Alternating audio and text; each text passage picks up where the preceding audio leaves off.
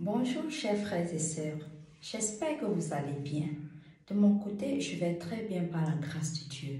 Le titre de mon message aujourd'hui, c'est « J'ai rêvé qu'il est un sorcier ». Mes chers frères et sœurs, il y a plusieurs personnes que le diable vient s'aimer la haine avec ta personne, avec un membre de ta famille ou avec l'un de tes amis, avec des rêves. Donc nous devions faire très attention sur ces choses-là appelées rêves. J'ai rêvé qu'il me poursuivait, j'ai rêvé qu'il était ci, j'ai rêvé qu'il était ça. Mes chers frères et sœurs, faites très attention. Prochainement, quand vous aviez fait un rêve, il faut continuer à prier jusqu'à ce que Dieu lui-même vous montre cela physiquement afin que vous le confirmez. Imaginez-vous que vous êtes en train de dire que d'accuser quelqu'un que la personne est sorcière alors qu'il n'est pas sorcier. Vous accusez quelqu'un qu'elle est sorcière alors qu'elle n'est pas sorcière. Vous êtes en train de commettre un grave péché. Donc, mes chers frères, mes chères sœurs, faites très attention. Je vais vous raconter une histoire. C'est l'histoire de l'une de mes amies, d'une très bonne amie à moi, d'une mentor. Elle est comme ma mère spirituelle. Je vais vous raconter son histoire, ce qui s'est passé avec elle. Et avec cette histoire, vous allez comprendre beaucoup de choses. Cette dame-là me dit, elle avait une ménagère dans sa maison, ok, et elle me dit, la ménagère, elle était une très bonne fille, elle fait bien son travail, ok, elle s'occupe bien de l'enfant et la maison est toujours ordonnée à tout moment. Donc, elle avait tellement confiance à cette fille. Mais un jour, dans ses rêves, elle rêve, elle voit sa ménagère dans un cercle. Elle est en train, donc ils sont dans un cercle et il y a un roi au milieu, et elle est en train de dire ceci à son chef. Elle dit à son chef, je veux que le mari de ma patronne laisse ma patronne et elle m'épouse.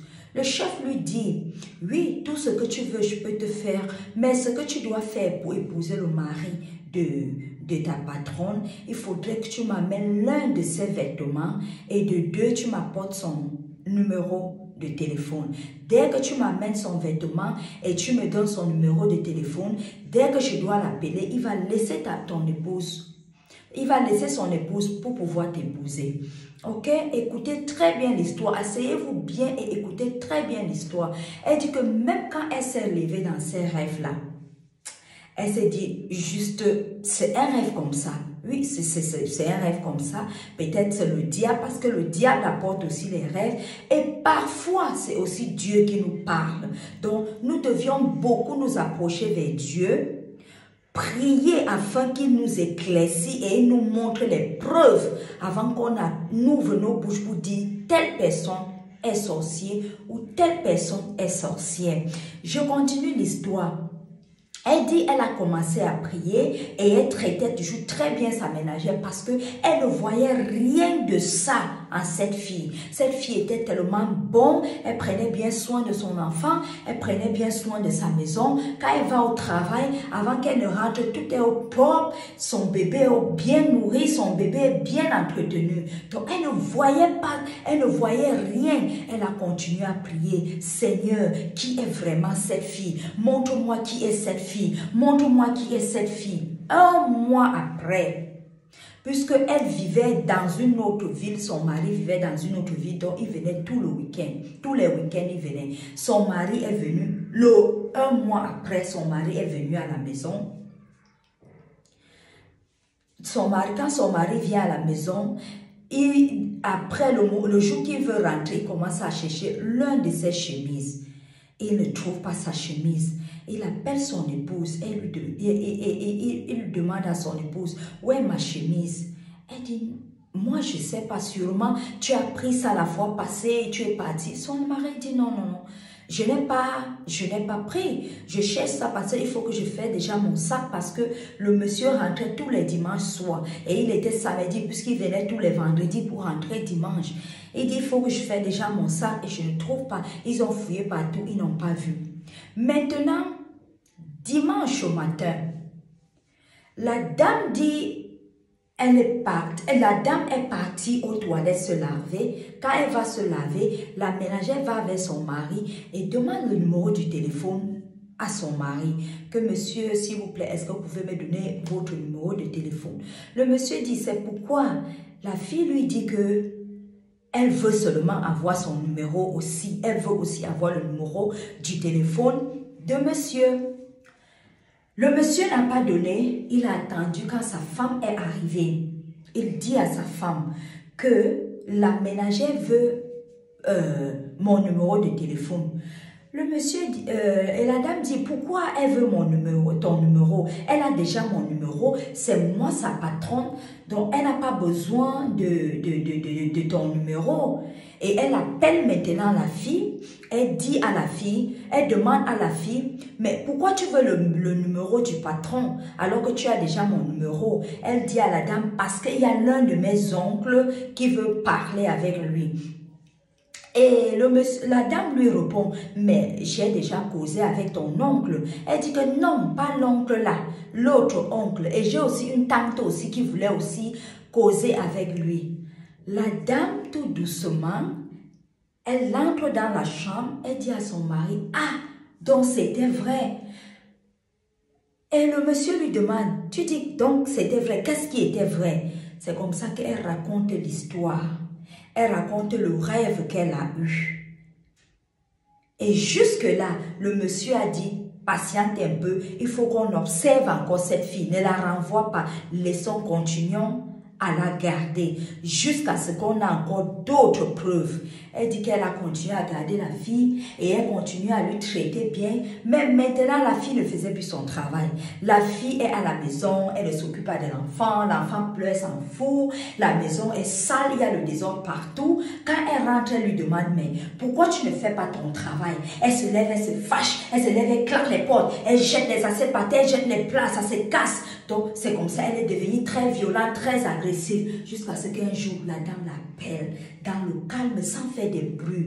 Parce que la bagarre, là, mes chers frères et sœurs, c'est pas spirituel, c'est pas charnel, c'est spirituel. Vous voyez, elle a appelé la femme, la jeune fille, lui mettre à terre, lui demander que, mais depuis un moment, tu te comportes bizarrement, tu ne veux plus ce travail-ci.